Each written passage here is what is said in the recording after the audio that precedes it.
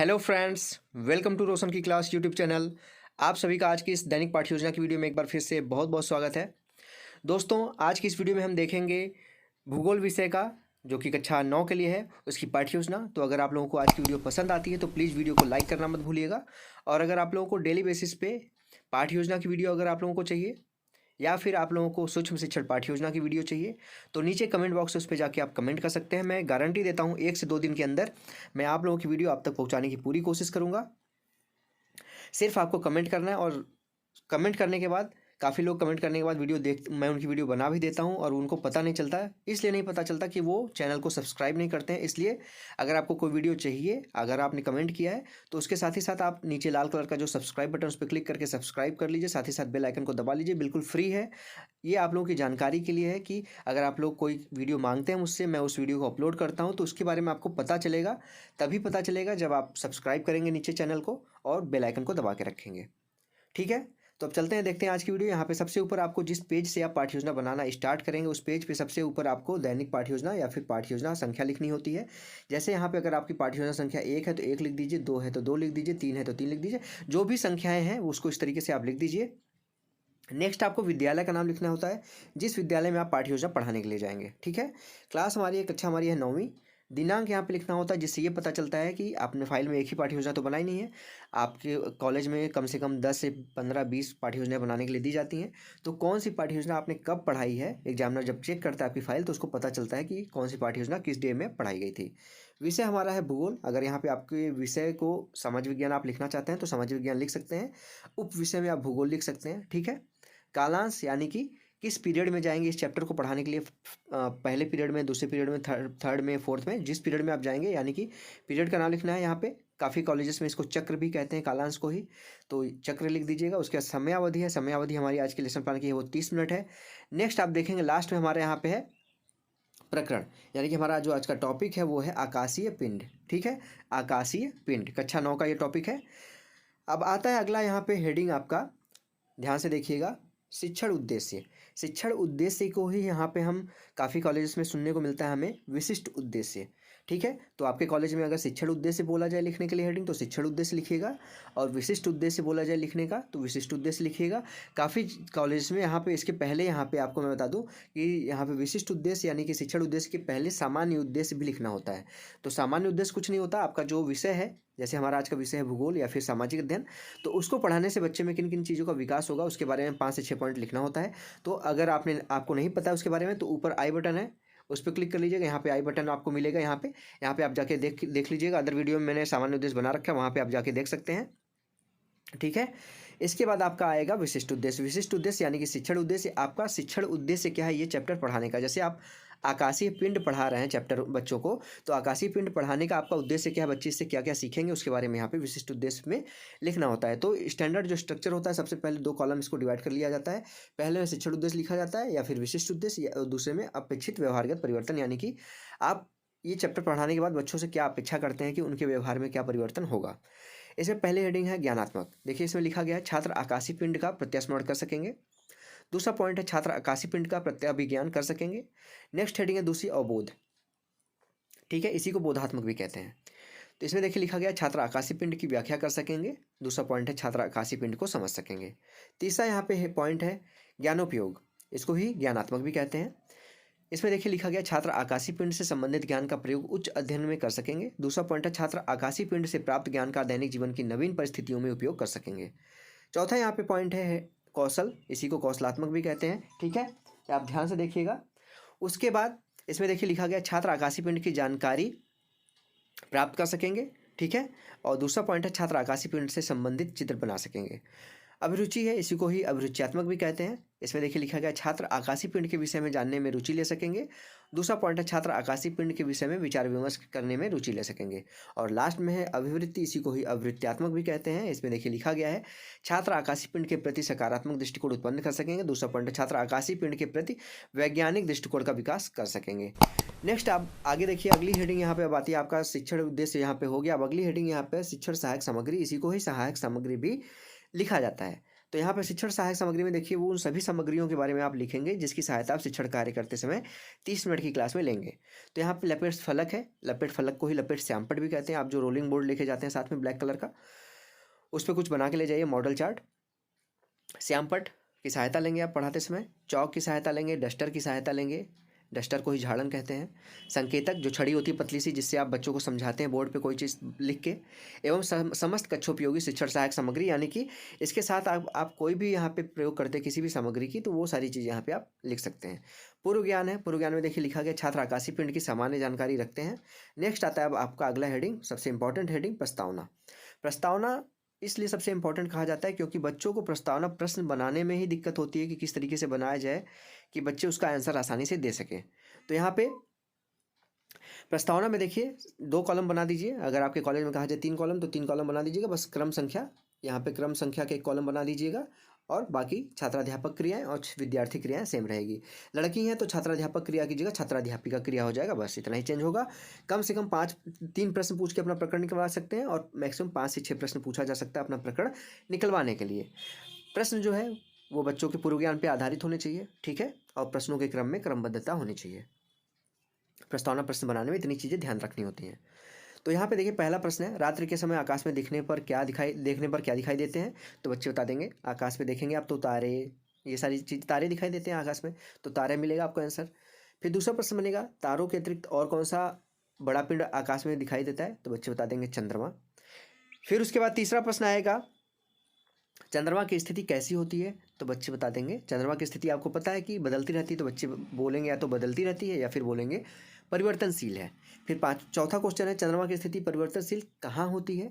तो बच्चे बता देंगे आकाश में। और लास्ट में 5वां प्रश्न फिर बनेगा, आकाश, जैसे आपका मिल गया यहाँ पे आंसर आपको, आकाशीय पिंड के बारे में आप क्या जानते हैं? बच्चे इसको नहीं बता पाएंगे, हो सकता है कोई बच्चा कुछ कोशिश करे बताने का, तो ये संभावित प्रश्न हो जाएगा। तो यहाँ पे संभावित लिख दीजिए। इसी के साथ अपना उद्देश्य कथन आप बोलिए।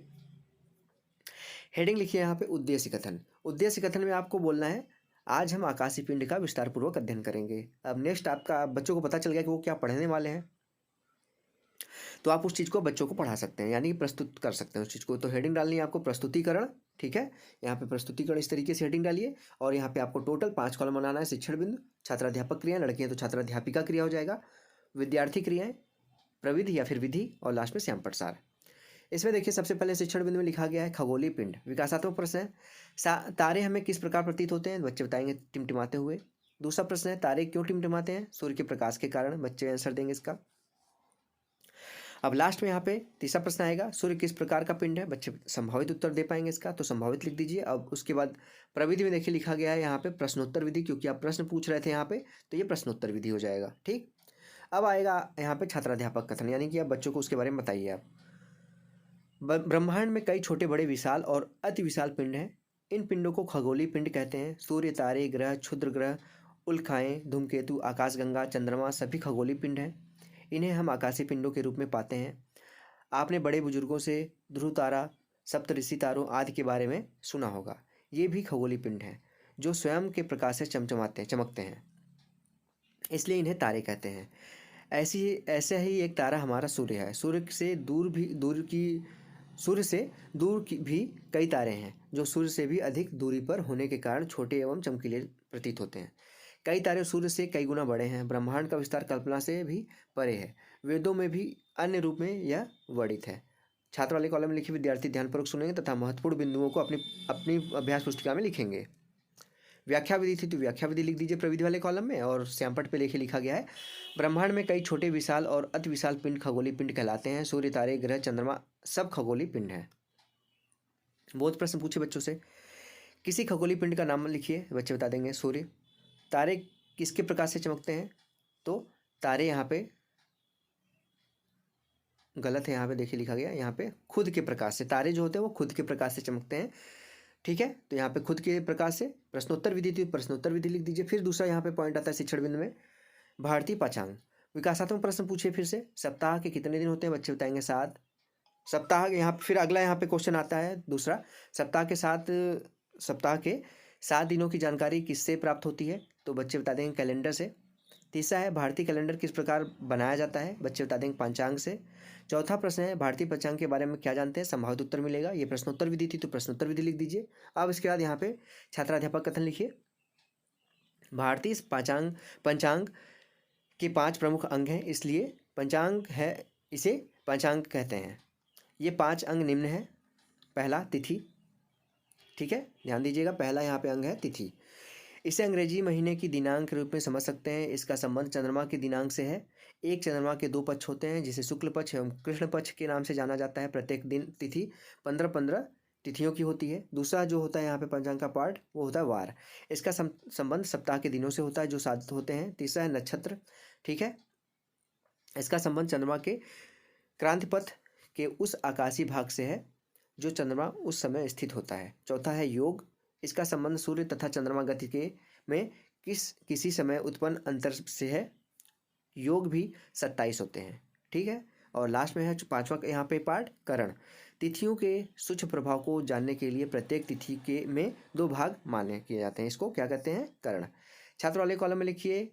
देखिए यहाँ पे लिखा गया, विद्यार्थी ध्यानपूर्वक सुनेंगे तथा महत्वपूर्ण बिंदुओं को अपनी अभ्यास पुस्तिका में लिखेंगे। व्याख्यान विधि थी तो व्याख्यान विधि लिख दीजिए। पंचांग के बारे में आप यहाँ पे बोर्ड पे लिख दीजिए। भारतीय पंचांग द्वारा तिथि, वार, नक्षत्र, योग, करण की जानकारी प्राप्त होती है।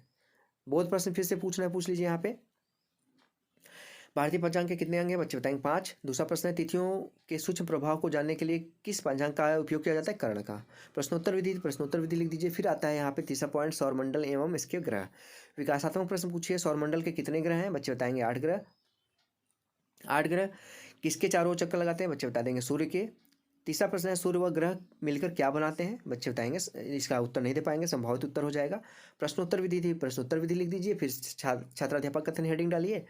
उसमें देखिए लिखा गया, सूर्य के चारों ओर अंडाकार मार्ग के में परिक्रमा करने वाले खगोलीय पिंड से मिलकर सौर परिवार बना है। सौर परिवार के सदस्य सूर्य के चारों ओर चक्कर लगाते हैं।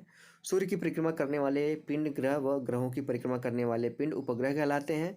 सौरमंडल में 8 ग्रह हैं, बुध, शुक्र, पृथ्वी, मंगल, बृहस्पति, शनि, अरुण, वरुण आदि।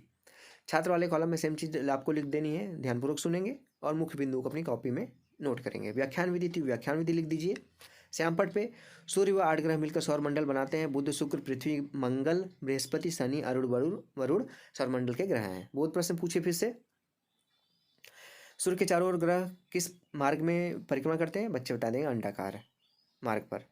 दूसरा प्रश्न है ग्रहों के चारों ओर परिक्रमा करने वाले पिंड क्या कहलाते हैं, तो बच्चे बता देंगे उपग्रह। ये प्रश्नोत्तर विधि थी तो प्रश्नोत्तर विधि लिख दीजिए। अब लास्ट में यहाँ पे प्रस्तुतिकरण आपका समाप्त होता है, मूल्यांकन प्रश्न आता है। मूल्यांकन प्रश्न में देखिए पूछा गया है भारतीय पंचांग का अंग नहीं है, इसमें से कौन सा अंग नहीं है, वार था, तिथि थी, योग था, राशि नहीं थी, तो यहाँ पे ये हो जाएगा, ठीक। दूसरा प्रश्न फिर यहाँ पे बनता है, जो स्वयं के प्रकाश से चमकते हैं क्या कहलाते हैं, तारे, ठीक। तीसरा प्रश्न है सप्ताह के 7 दिनों को वार कहते हैं, सही है या गलत आपको बताना है। करण किसे कहते हैं और तिथि किसे कहते हैं। लास्ट में आता है गृह कार्य। बच्चों को गृह कार्य दिया जाता है इसलिए क्योंकि बच्चे घर पे जाएं और उसको रिवाइज करें, जिससे उनका जो रिवीजन होगा आपने जो पढ़ा है वो अच्छे से उनको तैयार हो जाएगा। तो यहाँ पे देखिए 2 प्रश्न दिया गया है। पहला प्रश्न है सौरमंडल एवं इसके ग्रह कौन कौन से हैं, नाम लिखिए। दूसरा प्रश्न है खगोलीय पिंड किसे कहते हैं, विस्तार से लिखिए।